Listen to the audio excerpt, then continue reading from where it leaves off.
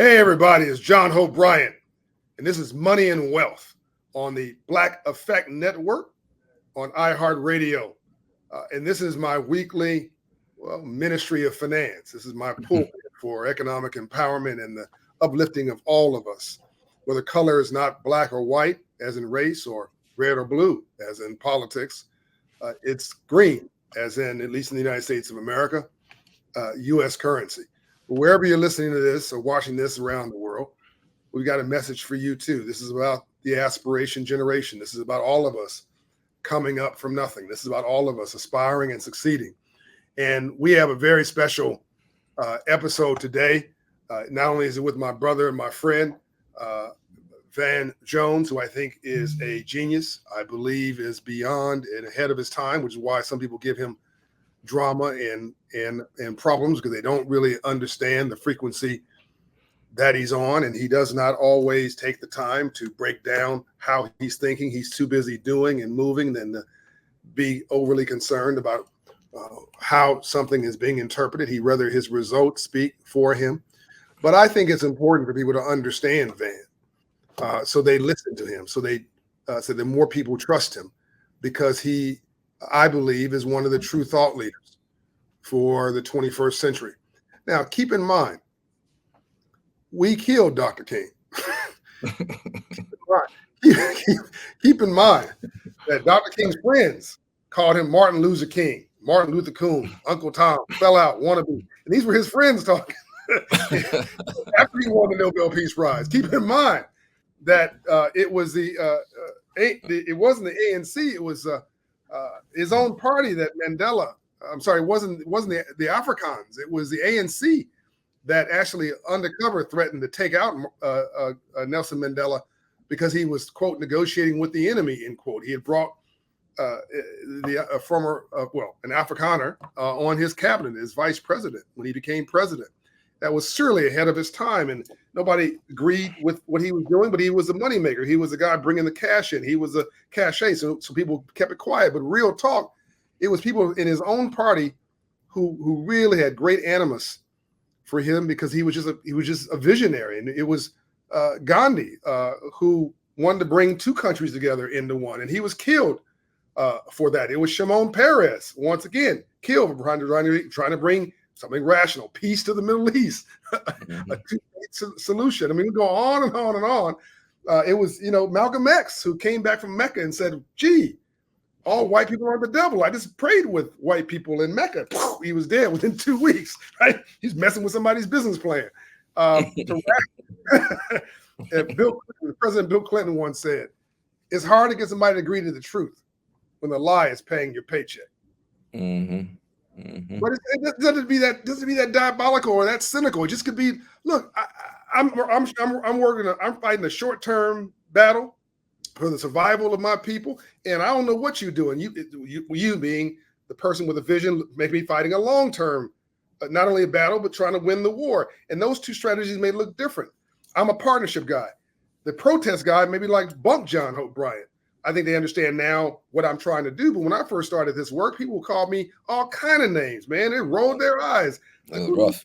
Capitalism, financial literacy. Yeah. Now they get it, right? But when I first started this, the protest people really thought that I was a waste of time. But I needed the protest people to set up the situation where people want, where the companies and governments and entities and communities wanted to partner with a guy like me to create an environment where there was no need for protests anymore. I say all this to say, we have a radical movement of common sense, Van and I. But Van is even more on the forefront of progressive, innovative thought than I am in many ways. But he takes less time to explain his situation. he's always explaining somebody else's situation. That's what he does on CNN all the time, explaining somebody else's situation. So I believe, and Van does not know I'm about to say this. This is all live and in the moment. We have not talked about this, and other than Van saying, ask me whatever you like. I believe that we are in this moment in history. Van's heard this part before. I believe we're sitting in a moment in history, but history does not feel historic when you're sitting in it. It feels like another day.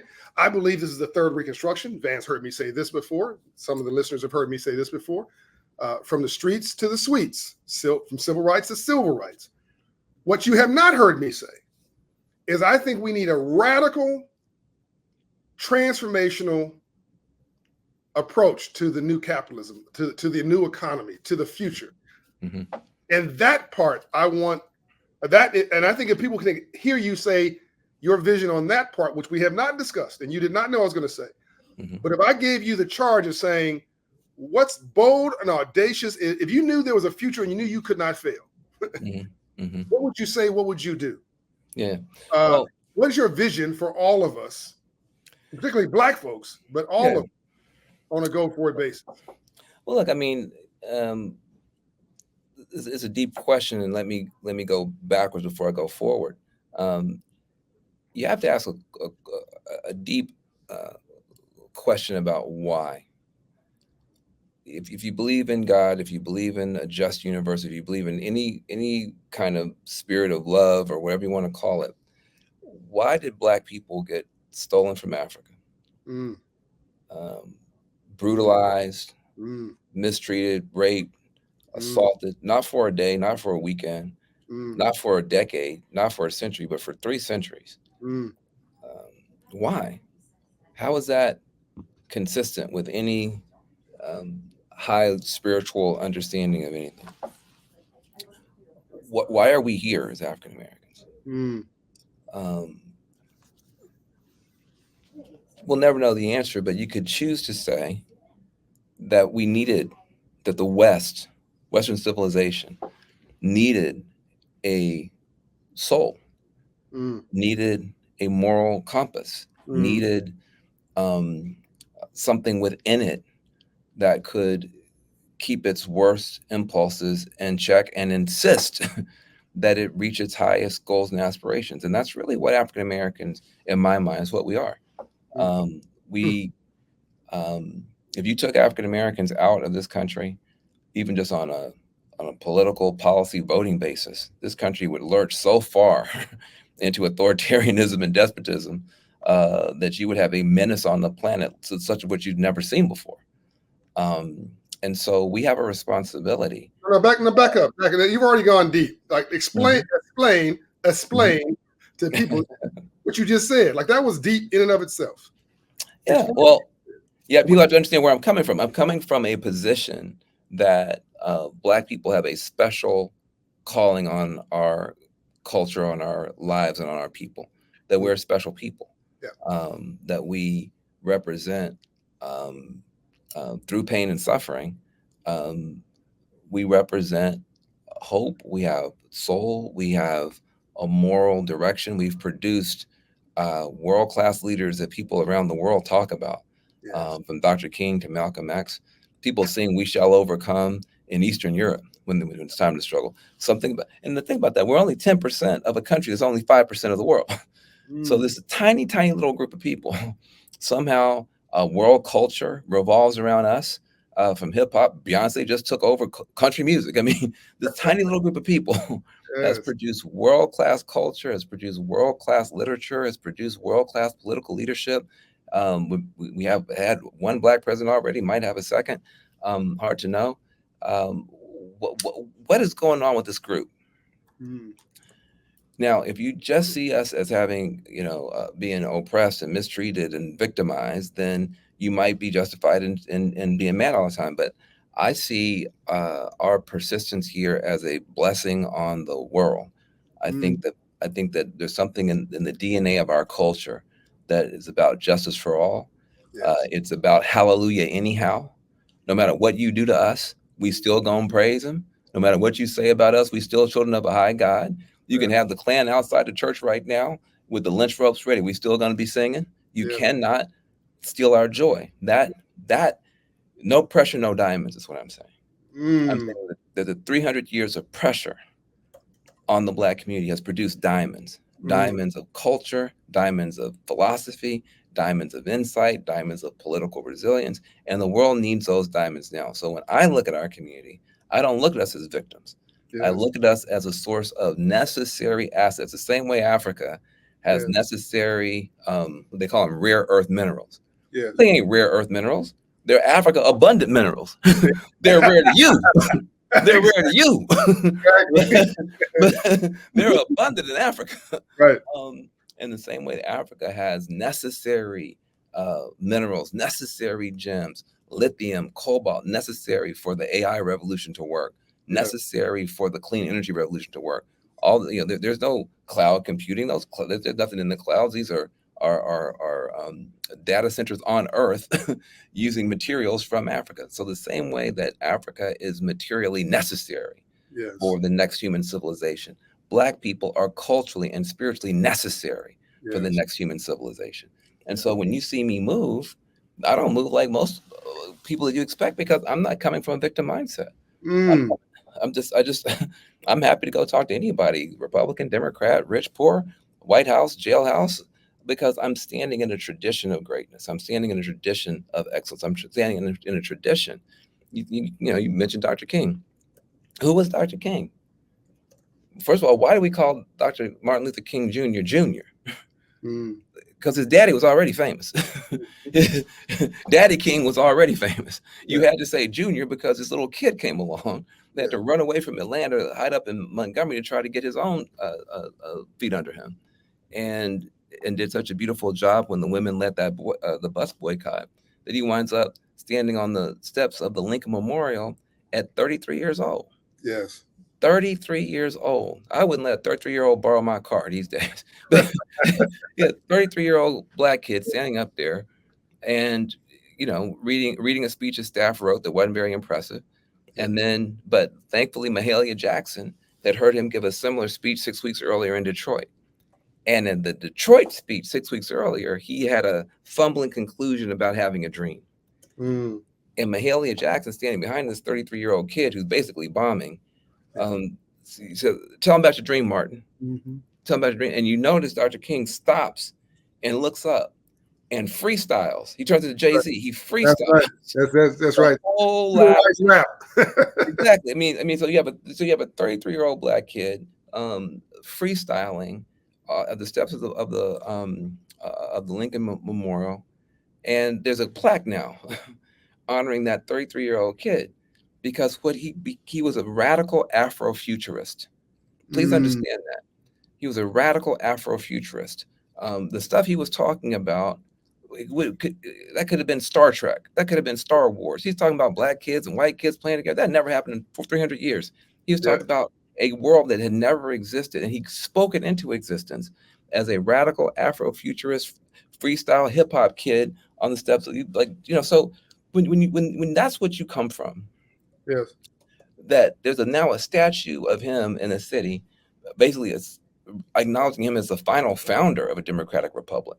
That's right. Thomas Jefferson wasn't able to found a democratic republic. Abraham Lincoln wasn't able to found a democratic republic. George Washington, none of them. It took Dr. King, Ella Jo Baker, Fannie Lou Hamer, John Lewis, the civil rights generation to finally Andrew Young to finally complete the work of creating a democratic republic on these shores worthy of the name.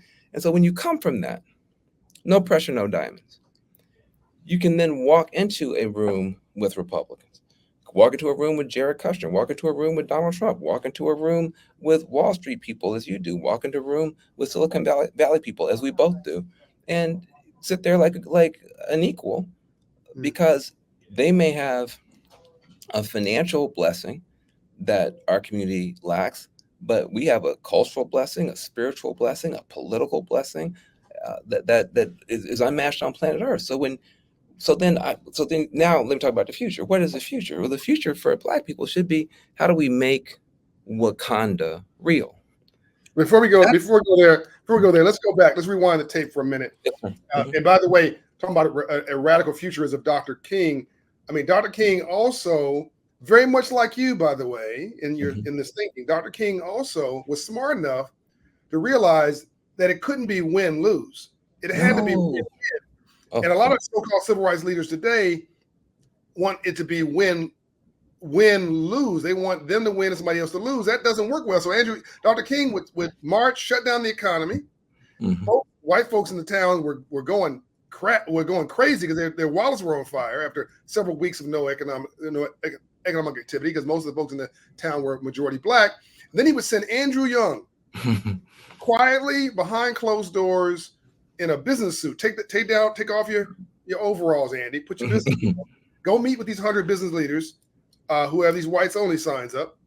Negotiate with them behind closed doors. Get them to take those whites only signs down. And what people don't realize is that Dr. King never wanted Andrew Young arrested ever. I'm in Atlanta right now, which is the only international city in the traditional South, almost a $500 billion economy built on civil rights, social justice, and the philosophy of Andrew Young that was mentored by Dr. King. And Dr. King never wanted Andrew Young arrested because he was his negotiator with, as he called it, the white folks. And Andrew Young would go and cut that deal to get the whites only signs down. And so the applause is around Dr. King and the visualization of the marching, but really it was Dr. King setting it up and Andrew Young paying it off. And so some people need to understand that the elegance of that Dr. King wasn't saying that he loved he loved everybody. He didn't love talking to everybody. He didn't love hanging around everybody. And he didn't necessarily love what was coming out of everybody's mouth. But what he wanted was results for our people. Now, you and I have only had one major disagreement that I can remember. And I called you one day during the former president's I don't even say his name, the former president's White House. And you were saying things, I love what you were doing, but I didn't like what you were saying. I didn't like the way you were saying it. You were being, in my opinion, overly gracious. And I said, Van, you can say, and I think actually you copied this, I think later on, you can say that, thank you, Mr. President, for doing this thing. That was the right thing to do. But please don't praise the guy as a person because you don't know him. I don't know him. He don't even know himself. But that's dangerous because now you're endorsing him versus endorsing Zach. Now I think that you're just being effusive. You love everybody, and of course you love the moment. But did you understand what I was saying then? Yeah. Was that a correct way to differentiate that you were really about to work? Look, I understand what you were trying to say. I also understood my role in my position. And I understood the psychology of the guy I was dealing with. Yes. And now we're getting there. Right. So we're getting there. So I see myself in that situation as a pawn on the chessboard. Yeah. We had our king pieces and our queen pieces that could not play forward. Yes. You couldn't have an Al Sharpton go. Yes. He represents too much. Yes. You couldn't have a Barack and Michelle Obama go. They represent too much. Yes. You could have a little black guy on CNN go. That's not you're not risking anything in playing me forward. And then you think about it, you're dealing with Donald Trump, who supposedly is the master of, what do you call it, the art of the deal. That's his deal, the art of the deal. So the question is, what do we need to get out of a deal, and what does he need to get out of a deal? Yeah. And is there a way to get a deal that, to your point, is win-win? Yeah. But that the cost, that the benefit to us is higher than the cost. Yes. So I know Donald Trump needs affirmation. Everybody, please listen to this. This is so very important. Essentially, my man Van Jones is telling you, and we've never had this conversation, but I didn't understand it at this moment. He basically sacrificed himself for you. And I know what's coming. You may not know what's coming. I know what's coming. Right. This guy loves praise, not Van Jones. The other guy, the former president, loves praise like you and I need food. He needs affirmation. And to the point that there's a KGB agent, former KGB agent sitting in Moscow named Vladimir Putin that has figured out that he can manipulate all of U.S. foreign policy simply by showing some respect to this one guy. So for me, inside the four corners of the things that were of importance for the Black community, which are three things. One, the First Step Act, which got 35,000 mostly Black people out of federal prison. And when I say 35, if I got Donald Trump to get 35 Black people out of prison, I should get the Nobel Peace Prize. Right. But we got 35,000 out. It wasn't just Van Jones. It was Hakeem Jeffries. It was Jared Kushner. It was a lot of people. Yeah. But I was a face. I was willing to put my face against that furnace because what if we lost? What if we went through all that and we didn't get anything? Yeah. Well, then I just look like a fool. But you still have the NAACP. in position. You still have Al Sharpton in position. You still have the Obamas in position. And all you had is like one black dude on CNN make a fool of himself. That's not much of a sacrifice. But what if we win? And you won. Now you got now what do you have? Now you have this is what nobody's ever done the math on. Look at the 2020 election. Don't forget. So we get the First Step Act done in 2018. 35,000 people come out of prison. Yep. A vast majority black. Why? Because of all those crack cocaine arrests from the 80s and 90s. People still sitting there in prison. All those people came home. And all you do is give the guy a little praise. All I had to do was say things that made him feel good. 35,000, all people, I see them as almost like prisoners of war, prisoners of the drug war. All the 35,000 people, many of whom were still sitting there from the 80s and 90s, war on drugs, crack cocaine, all those people came home. And if that was all we did, that would be enough. But what nobody's really done the math on, what does that then create? You have a problem with the 2020 election, potentially. And here's the problem. Black Lives Matter. Black Lives Matter has now created a Democratic Party that has to be for criminal justice reform. Has to be. Because Black Lives Matter will eat you alive if you're not. So what happens? You have Cory Booker comes out and he says, I'm for decriminalizing marijuana at the federal level. And nobody attacks Cory Booker for that. Why not? You have every major candidate coming out saying they're for criminal justice reform. Why? But they never get attacked for the first time. No Willie Horton asked for the first time. Why? Because Donald Trump had already signed off on those policies. So we took the sniper out of the sniper tower, Donald Trump, and got him down the field with the rest of us. So what does Donald Trump run on? Donald Trump runs at least on this issue. on this issue. He said, hey, listen, this is the issue that devastated the black community with the federal government putting black people in jail for stuff white folks been doing the whole time. So what happens? Donald Trump runs not as a Willie Horton attacking black people. He runs as, hey, I'm a criminal justice guy. We made it safe for Democratic Party. And maybe a criminal. Look, I didn't say that. Did I say that? We'll see. But we made it. I think what people understand is by working with Donald Trump, sacrificing me is just a pundit. It doesn't matter. You're no worse off if I humiliate myself. But not only did we get those people home, Cory Booker didn't get attacked. Joe Biden didn't get attacked. In 2020, it's the only election since 1988 the Republicans did not attack Democrats on crime. We made it safe for Democrats to be Democrats on crime because we got Republicans who also were standing up saying, we got to do something different. Now look where we are. Now, here we are back. Now it's all cats and dogs and blah, blah, blah. Where the Republicans are back. But we created a safety for both parties to be smart on crime. And so my soul is rested. Now, did I say stuff that people didn't like in my community? Yes, I did. Would I said all that stuff over again? Some I would, some I wouldn't. But what I was just trying to do something, John, that hadn't been done before. Yeah, there's no roadmap. There's no roadmap. Yeah. And so sometimes your wheel might get in a ditch, you get some mud on yourself trying to get out of it. But when we opened up the car door and all them people came home, my soul is rested. But let me be clear. So I want everybody to hear this. Van Jones was thanking him for his actions, not endorsing him as a human being, correct? No, I'm not endorsing Donald Trump as a human being because he's mean and lies and does all kind of shit. And the thing about it is that I have said from the very beginning, don't forget, where did the term Whitelash come from? That was Van Jones talking about the nature of his movement. What are we going to tell our kids? So, but the reason I don't stress it or go on and on about it is because I think it's beneath me. Yes. No, that's why I want to cover. You're not covering it. I brought it up.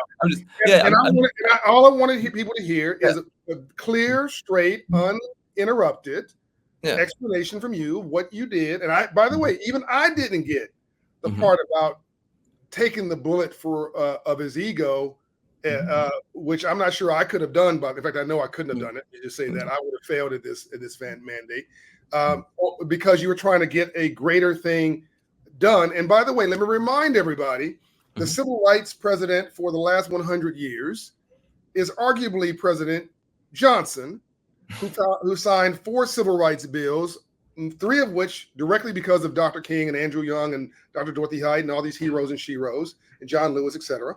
And one of the bills in light of Dr. King's assassination, which is the Open Housing Act. But this guy, Johnson, probably has the most foul mouth before the former president, the most foul mouth of any president before or since, and had interesting views on Jews, blacks, and women, or Jews and women, and had interesting ways to describe black people behind closed doors. And if you had heard what he had to say back then, you would have just you would have recoiled. You would have said, "I'm not talking to you." But what would have got us? We'd have won the battle and lost the war. Who created affirmative action? Yes, it was teed up by Kennedy and Johnson, but it was codified by Nixon. Nixon. Who and now there was games being played and all that kind of stuff, and we don't matter. It don't matter. But the point is, nothing good comes easy. And who signed this legislation for Dr. King's holiday? Reagan. They go, who did more for Africa? Mm-hmm. George W. Son. George W. So I remember Ambassador Andrew Young cursed me out, man. The only time he's cursed me out.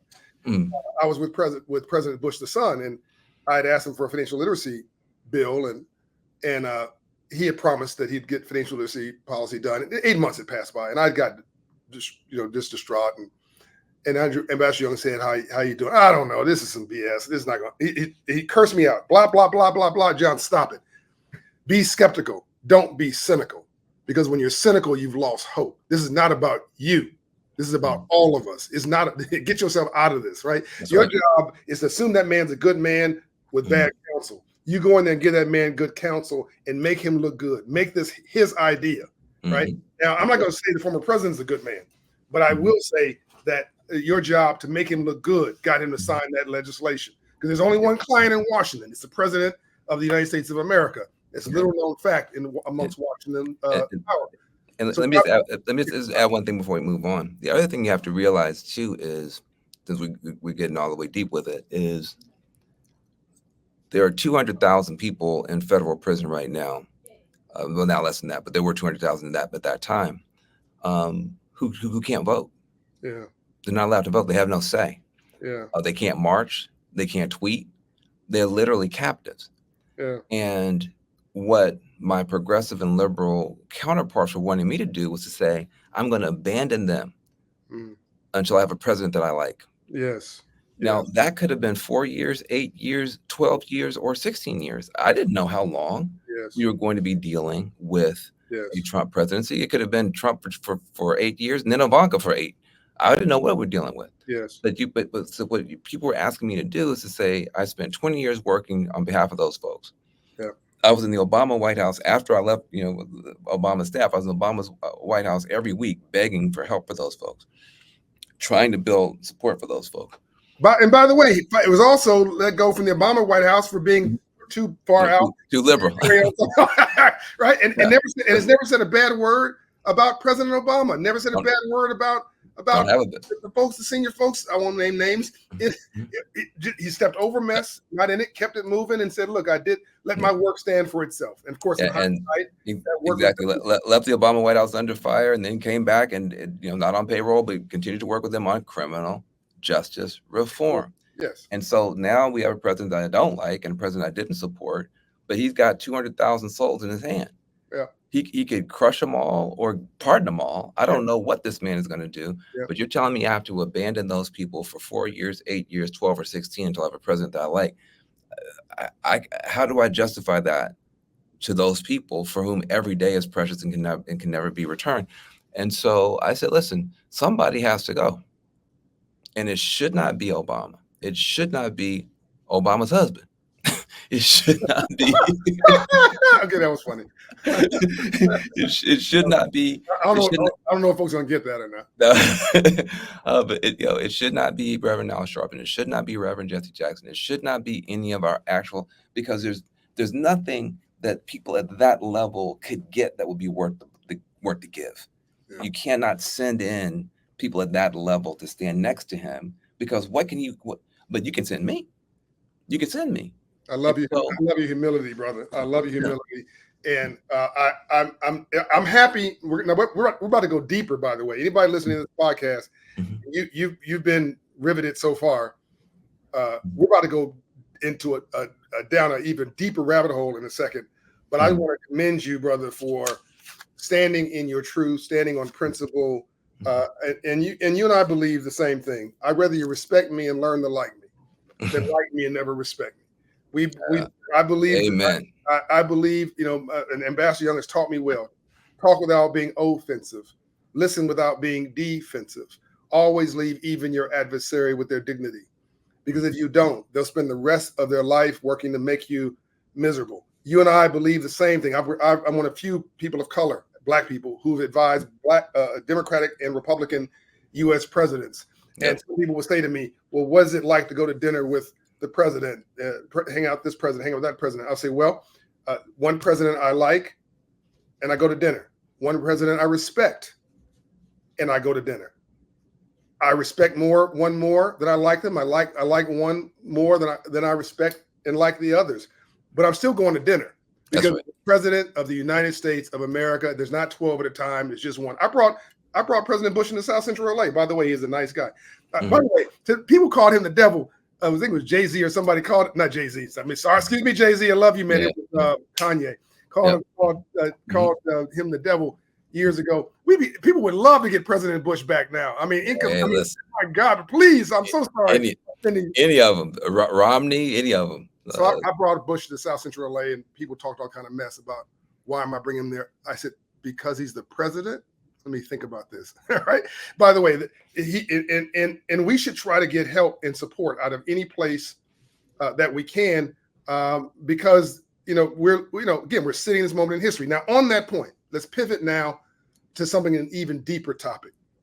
You've got a bold, audacious, challenging, amazing, out of the box thoughtfulness about the future of all of us in the economy as it relates to Black people in particular. Let's talk about the Black Jewish situation. Let's talk about AI, artificial intelligence, which is your software upgrade from your coding work. Let's talk about what you've done with this, or your plans are for the $100 million gift from Bezos, and how. And by the way, the pain that has brought you, which is no good deed shall go unpunished, right? That's true. But let's get into your vision. Well, look,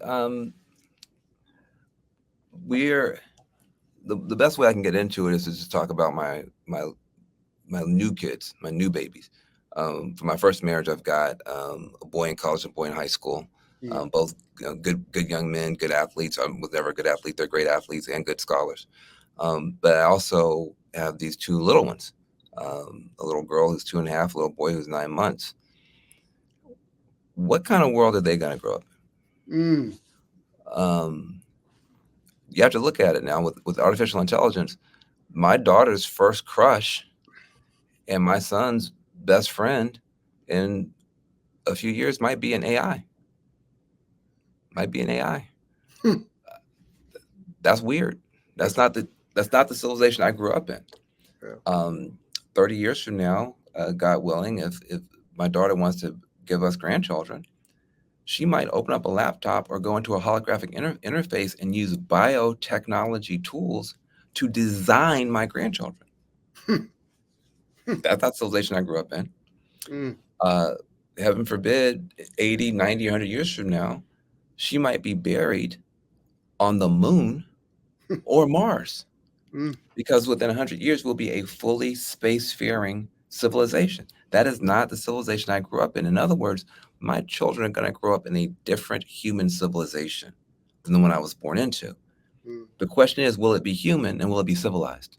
Will it be human and will it be civilized? And that is for us as grown people to determine in terms of policy, in terms of philosophy, in terms of technology, in terms of the companies that we found. We're not founding. You think you're founding a new company or a new firm or a new fund. No, you are co-founding a new human civilization that will have, in which people will have almost godlike powers, but will they be godly? See, this is a question. So this is why I said it's so important that Black folk are here. Mm. because we are going to be standing in the breach of saying, how if you have people who are disproportionately from one group, racially from one group, economically from one group, gender from one group. And what we know for sure is the last time one group got to determine how the whole world functioned, we have 400 years of hell, colonization, slavery, environmental destruction, and world wars. So you don't ever want, again, to have one group determine the future in that way. We need each other, number one. Number two, um, as we think about, okay, uh, you listen to them, the people who are in charge of AI, the people who are in charge of quantum computing, the people who are in charge of biotech, the people who are in charge of space, the people who are in charge of the blockchain, they all say the same thing. They want to disrupt everything. Mm. They want to disrupt everything. They're going to disrupt this industry. They're going to disrupt that industry. I was like, okay. That doesn't bother me because the status quo has failed my people anyway. Right. But what's the plan to disrupt poverty? Amen. You're disrupting everything. What's the plan to disrupt poverty? What's the plan to disrupt pollution? What's the plan Yeah. to disrupt prisons? What's the plan to disrupt polarization? You're going to disrupt everything, but you seem to have left a few things out, which is Yeah. where it's so important for people, the diamonds that all this pressure produced, to step forward in our genius, to step forward in our dignity, to step forward in our wisdom and say, hey, as we create this new human civilization, let's do it in partnership. No, Mm. partnership, not pity, in partnership. You Mm. have new technology, but you're going to need government support. Mm. Black folks run politics. we we Mm. have we have 4 black senators right now. We have a black vice president who might become president. Hakeem Jeffries is likely to be the Speaker of the House. He's black. Of the top 20 Right. cities, 10 have black mayors. The biggest, we have a black governor of Maryland right next to D.C., Westmore. And the biggest, most effective caucus in the House is the Black Caucus. Black folk run politics. You have to sit at the Can't win table. the presidency without black people voting for it. Exactly. Yeah. Exactly. So you're gonna have political needs. You have to come to the table and sit with us. Let's be partners. You have cultural needs. How is AI going to be culturally adopted? Are people going to be scared of it as Terminator? Are they going to be open to it like C3PO? Black folk run culture. If we say something is cool, it is cool in South Korea. If we say something That's is corny, it is corny everywhere on earth. You have to come to the table. You have to come that's to the right. table and talk with us. And lastly, you have ethical issues with AI. And it turns out that the black community, whatever ratchet stuff may be going on in the shadow in the black community, Mhm. our light is as bright as any light on the earth when it comes to the black civil rights tradition, when it comes to Mm. the black church, when it comes to black spirituality. And so the 3 needs of AI: political support, Mm. cultural adoption, and ethical guidance. The black community is a disproportionate triple superpower in Mhm. assuring that this technology winds up benefiting all and harming none. So again, we say the slogan is, we want to make Wakanda real. Mhm. When you look at the Marvel superhero universe, it's the Wakandans who are the most advanced, an African nation using technology for heroic purposes. Mm. That is the cheat code in the mind of the public. What if you had a real Wakanda? People say, "Well, Van, now you're talking space fantasy stuff. This stuff is ridiculous, Van. Shut up."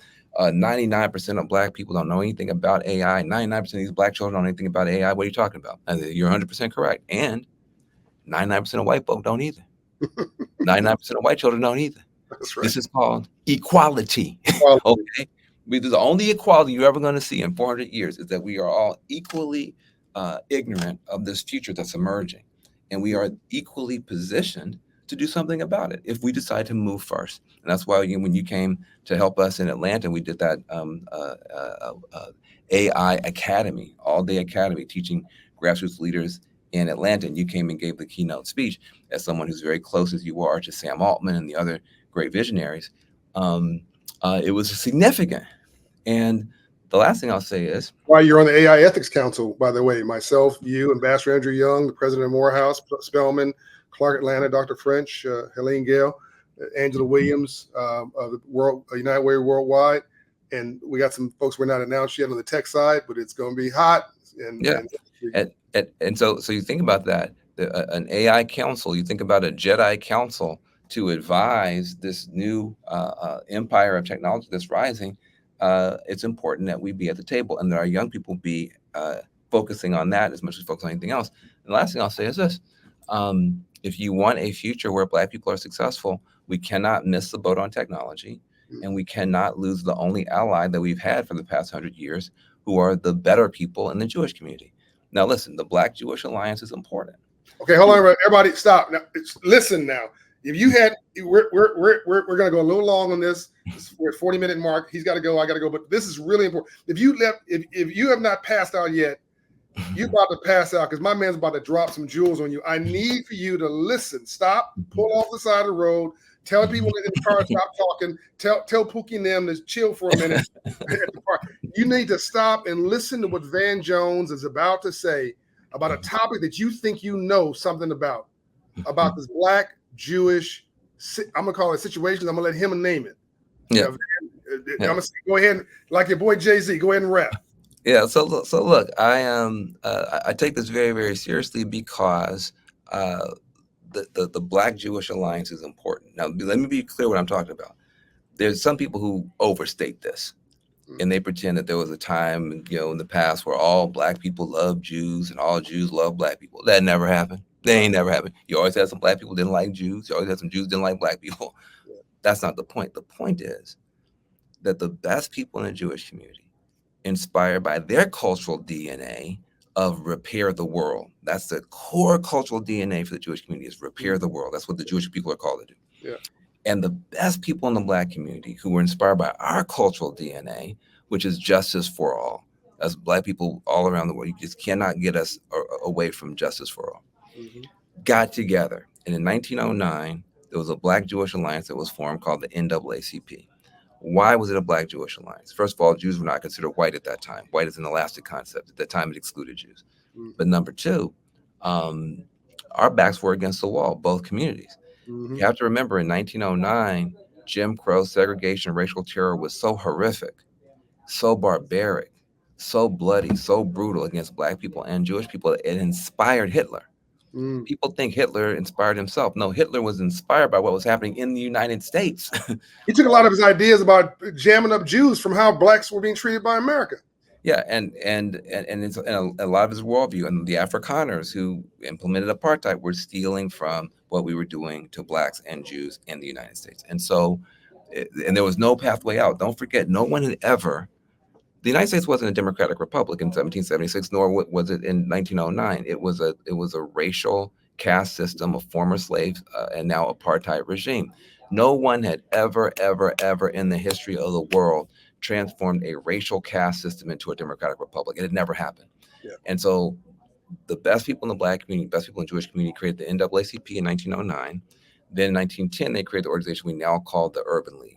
And then every decade after that, and we can go through that whole history, the best Black folks and the best Jewish folks basically co-authored and co-created something you now call American democracy. What American democracy was basically co-authored and co-created by Black and Jewish activists, donors, scholars, lawyers, fighting side by side. And so if you like American democracy, think a Black and think a Jew. You're welcome. That's basically where it came from.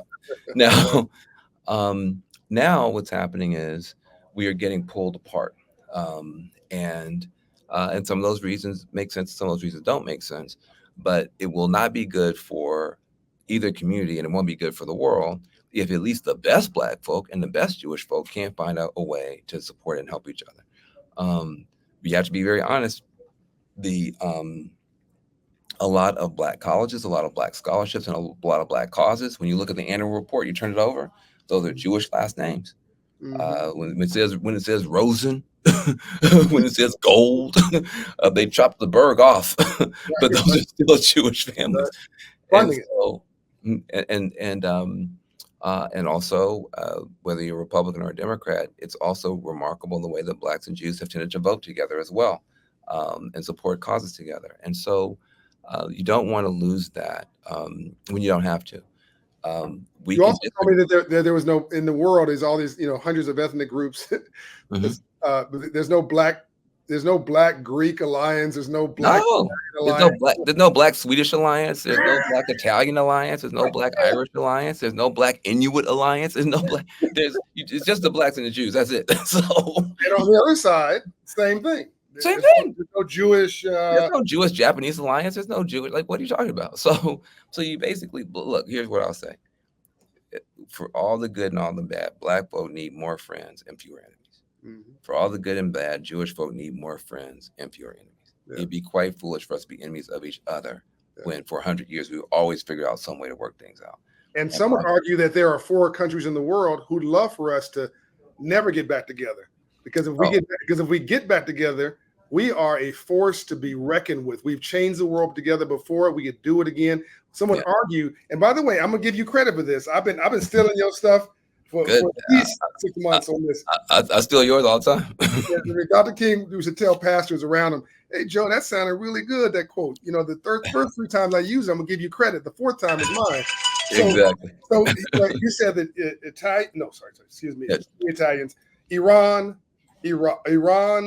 North Korea, Russia, and China are 4 authoritarian leaderships that want to run the world and are tired of us being out up front, us being America. And everybody wants to be an American, but Americans, they love for us to have a food fight against each other, tear each other up, which is what they've been funding, so they can because they can't win in a fair fight. You tell me this. Yeah.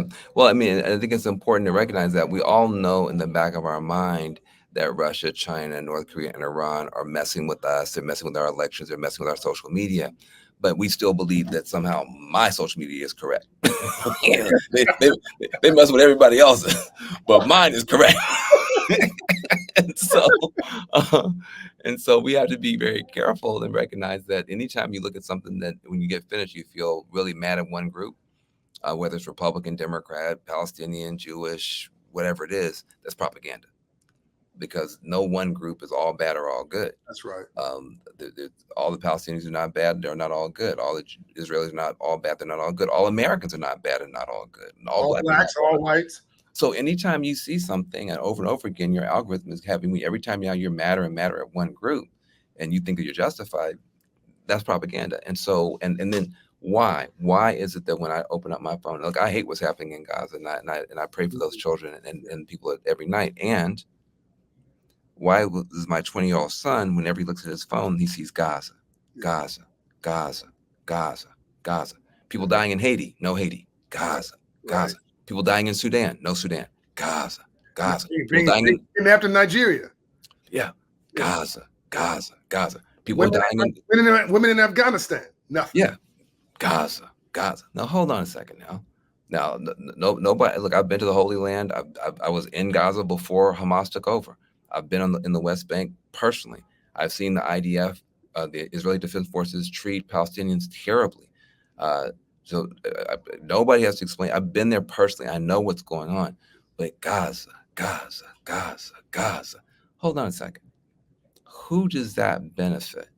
We're not on a pathway for more safety for Palestinians. We're not on a pathway for more safety for Israelis. We're certainly not on a pathway for more support and help for Black people, but it's still happening. So could it be that someone has realized the value of a Black mind? Could it be that somebody has realized the value of a Black mind, of a Black mind? Well, what? The unopened Black mind. Yeah, no. And could it be that there's somebody in Iran, that there's somebody in Russia who is targeting propaganda at young Black minds to make sure that they follow an agenda that is more helpful for Iran, more helpful for Russia than it is for Palestinians or Israelis or Black people? I don't like my children being used by someone who has an agenda for my children's minds that they didn't ask me about. So when you have all these young Black people hate Israel, almost starting to sound like they hate Jews, and nobody's asked the question, but wait a second. You're young Black people. You have the ear of the world. You could bring both sides together. You could listen to each side. You could be the broker. You could be the power player. But no, you're just going to be out here marching on one side of the issue in a country you've never seen. If somebody came in the hood trying to tell you, well, we're for the Bloods and you shouldn't be for the Crips, you say, you don't know what you're talking about. Right. but you're somehow now an Instagram PhD haver about a country you've never been to, and out here marching and then driving away allies for your own community. Is this a plan? Is this a plot? And shouldn't we have a plan? What did Malcolm X say? We've been bamboozled. We've been tricked. We've been fooled. We've been hooked. Exactly. But the great thing about it is because the hearts of young people, and especially Black people, are so open and are so passionate and so idealistic, that justice for all, that core DNA, and the diamonds in our community. I believe that a Black community that knows who it is can use technology to heal the world, can end these divides between Muslims and Jews, can use technology to fix problems, can actually use our political, cultural, and spiritual power to bring the best out in everybody. And so when you see me doing stuff that seems incomprehensible, it's because I believe that deeply in who we are. And so no, I'm not gonna cuss a bunch of people out. I'm not speaking to this person. I'm speaking no. Everybody should be blessed by our presence here because everybody needs it. Amen. Are you prepared to? And the answer could be no. We haven't had this conversation, but you told me something which I thought you claim you learned from me. I definitely learned from you. You told me something about. Well, first of all, let me back up. As smart as I think I am, and I think I'm relatively smart, I'm definitely nosy as hell. I'm learning about everything, right? I didn't know the difference between Hamas and Palestine until I went and did some real research. And wait, these are not the same. These are not the same people. Like Hamas went into Palestine and whipped Palestinians ass, and raped and pillaged and beat and tortured and assassinated Palestinian leaders and forced them under their rule and wedged themselves into a situation between Palestine and Israel, and then picked fights after they wedged themselves into there. And people don't realize, they think that when they're hearing Hamas that that's the same thing as Palestine. It's not. It's not. So that was one thing, I mean, you gotta. I'm sorry. I just had to say that because I could learn, but you have the vision of what we can agree on. Yes. You want to say something on that, but can you speak at all to what the items that you think that we can find some agreement on, even in this tortured environment we find ourselves in the world, with regard to Blacks? And we don't want to see any war anywhere. Certainly, ever. Black person getting or ever, and Jews. Okay, go any of that. Sure. Well, on the Jewish side, there's 5 H's. There's one H that we're just going to disagree on, and there's 4 H's we should agree on when it comes to this whole situation. The humanitarian crisis in Gaza, Black people are not going to support. We're not going to support that. And Jewish people should not take that personally. We didn't support W going into Iraq. We didn't support Vietnam, Dr. King and Muhammad Ali. We the Black people, we're not supporting a war. So don't be mad. We're not going to support that. Our car note. We're trying to get our kid in the car. We're trying to not support none of that stuff. Yeah, we'll be neutral on Ukraine just because that's white folk fight, but we're not going to fight wars like that. So don't ask us to stop being Black. Black people do not support wars like this. Right. But there's 4 other H's. There's hostages, which we came over here as hostages. Right. Jesse Jackson went all around the world freeing hostages. Right. So we're trying to free hostages right now in a U.S. prison. So we can support you when you say you want your children home. That's not a problem. Right. There's also the hate crimes that are coming down against Jewish children. Absolutely. I'm really standing against hate, 100% with Tony Rashford. 100%, yeah. Just like when there was hate crimes against the Muslims after 9/11 and with the Muslim ban, just like when the Asians were getting attacked after COVID, we don't support that. So we can understand your fear around hate crimes. We can support you on that. Yep. Then there's, as we said, Hamas. Yep. Hamas is not an organization that we should be supporting. Right. Mandela supported the Palestinian cause, but he supported Fatah. He supported Arafat. He supported the PLO. He did not support Hamas. Hamas was created to fight the PLO. That's right. We say, oh, well, Mandela. PLO. Yeah, exactly. We say, oh, well, Mandela was for the Palestinians. Well, hold on a second. Yeah, but which Palestinians? It's like saying you're for the Americans. which American? American. You scared me, like which Americans, so yeah, he supported Palestinians, but which Palestinians? He didn't support right-wing butchers who want to impose a theocracy. He supported secular Democrats who were trying to get to one person, one vote. So Hamas, young black children should not be fooled to support. Yes, we support armed struggle, but Nelson Mandela supported armed struggle. No women, no children, no kidnaps, no rapes, only soldiers and infrastructure. That was Nelson Mandela in South Africa. That was Samora Machel in Mozambique. That was Agostinho Neto in Angola. That was Amilcar Cabral in Guinea-Bissau. That was the Black Panther Party for self-defense. Even Malcolm X said, "By any means necessary," but he never heard a fly. And so we have high ethics, high morals. Hamas does not. That's so no to Hamas. And lastly, a secure homeland for Jews and for Palestinians. We understand that people want to have a place of their own. And so, no, will not support this humanitarian crisis in Gaza. But we will support you on hostages. We can support you on hate crimes. We can support you that Hamas is not an example for our children. And we can say that you deserve a homeland. So that's 4 out of 5. So pretty good. That's pretty damn good. And then based on that, we should be able to get back to work together on opportunity agenda for everybody and a dignity agenda for everybody, which is in the interest of Blacks, Jews, and the world. And so right now you got people being in the Jewish community now being pulled off into anti-DEI and anti-woke and stuff like that, which is the same way I don't want young Black kids being used by Iran for an anti-Jewish agenda. I don't want Jews being used by the white nationalists for an anti-Black agenda. We need to come back to the table and get back to dignity, democracy, and opportunity for all. That's what we've been about for 100 years, and we should be about that for the next 100. And you will never have a more important century for the two cultural superpowers of Blacks and Jews to get together to fight for democracy, dignity, and opportunity than this century, because we could have a new Dark Ages or a new Enlightenment.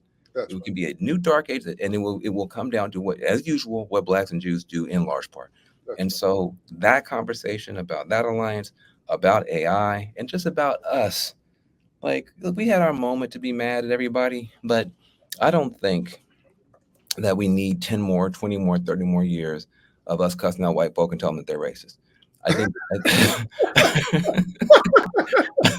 I think the ones that are going to agree have already agreed. I don't think the rest of them are coming. And so I'd rather spend the next 10, 20 years creating a new human civilization with our values at the center, with our genius at the center, with our magic at the center. And if I'm misunderstood along the way, that's the price I'm willing to pay. Look, some people would call you an Uncle Tom without understanding that Uncle Tom was actually he was a good guy. People, again, you've been bamboozled, you've been tricked, you've been fooled. Please read, people. Read. Reading is fundamental. The original Uncle Tom was a baller. This dude went to Canada and freed people. He had his own underground railroad, and then some folks manipulated that situation. You used social media at that time, books and movies, to turn that on its face, and all anybody remembers is the blackface, all that kind of stupid stuff. He had a movie producer. He argued with me about Uncle Tom. He's like, I've done a movie about it. I want to tell him then your movie was wrong. But look, you are ahead of your time, and any leader who is worth their salt would prefer to be respected than liked. And is even willing to not be respected because they're standing on principle. And I want to just thank you. And before you do, we got to close. Let me just say one thing. I would be a sellout. I would be a traitor. I would be all those negative things if I was working with Republicans to put more Black people in prison. If I was working with Republicans to put more pollution in my community. If I was working with Republicans to take education out of my community. I would be a traitor. But I'm working with Republicans. I'm working with billionaires. I'm working with Wall Street. I'm working with Silicon Valley to take people out of prison. That's right. To put solar panels in the community. That's right. And to get education going for us for this new technological age. So yes, you should ask questions. Like you said, you should be skeptical. Don't But get if this, but if a brother or a sister is working with people who you think as the enemy, but they're getting the enemy to help you, that's a different situation than somebody's working with the enemy to hurt you. And I don't think any black people, that 35,000 people who came out of prison, not mad at me. The young people that you helped us educate with AI are not mad at me.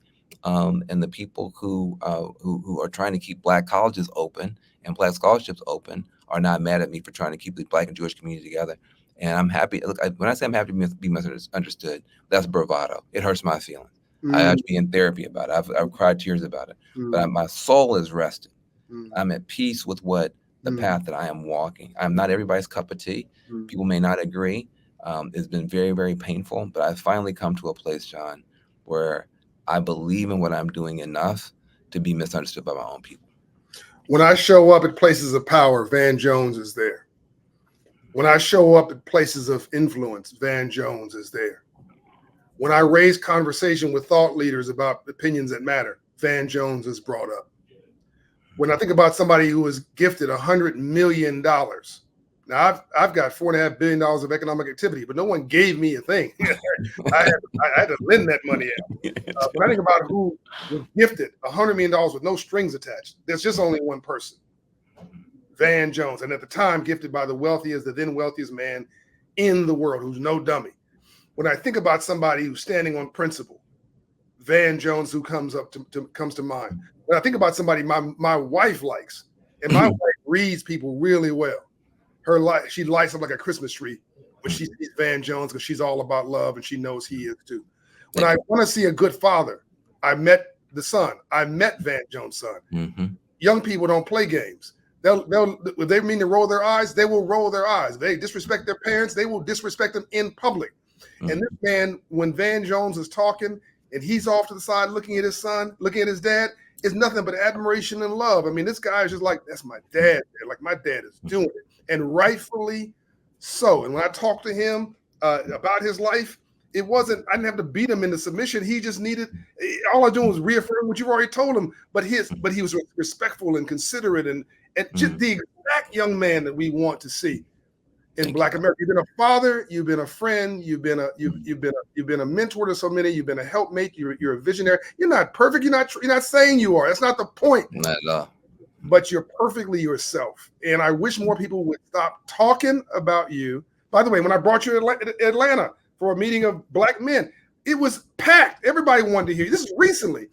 So there is no leadership without conflict. There is no progress without some friction. So you can't grow without legitimate suffering and friction. So you're going to be in this crossroads where you're just ahead of your time and people may not understand you.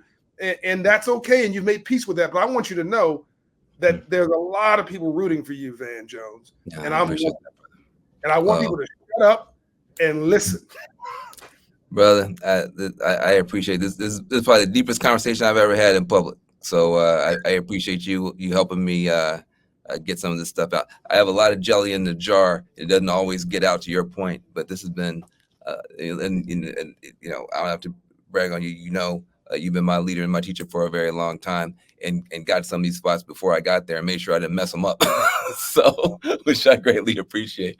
We can tell those stories sometimes as well. Well, I love you, man. Love you, brother. Love you, brother. It's great when two straight black men can say they love you, right? Exactly. You say, I love you, nothing you can do about it. Sometimes I just call them, send them a note. Hey, man, I just love you. Nothing you can do about it, but take it. Yeah. So look, everybody, this has been a special edition of Money and Wealth with John Hope Bryant and my friend Van Jones. And you say, what does this have to do with money and wealth? Well, if you don't get that message, then you don't understand what wealth really is. Wealth is actually a mindset. It's a mindset. It's a mindset. And I mean, we just gave you a mouthful of mindset. And I'm gonna drop the mic with this because Van Jones is very good friends with somebody I admire named Jay-Z. Yes. Jay-Z did an album called 444, which most people don't understand. It's a financial literacy album. It's like the Matrix in music. It's like the movie The Matrix in music. And one of the clips was, I'm gonna give you $1 million worth of game for $9.99. It's cost of the album. And you got $1 million worth of game. You got $100 million worth of game for the cost of your time. Yeah. And make sure that it pays dividends by sharing this audio conversation and video conversation with your friends, with your loved ones, with people who may not understand this man. And when they're listening to him, tell them to shut their mouth and open their ears, because God gave you 2 ears and 1 mouth, so you listen twice as much as you talk. And if you don't, and at the end of it, after you don't talk for an hour, at the end of it, you don't agree with the fans, then shut them down. That's But fine. Yep. but let's stop saying, don't bother me with the facts. I've already made up my mind. That's not in life. All right, brother. Peace Much and light. love. To be All right. continued. Thank you, Peace. brother. All right. That's awesome.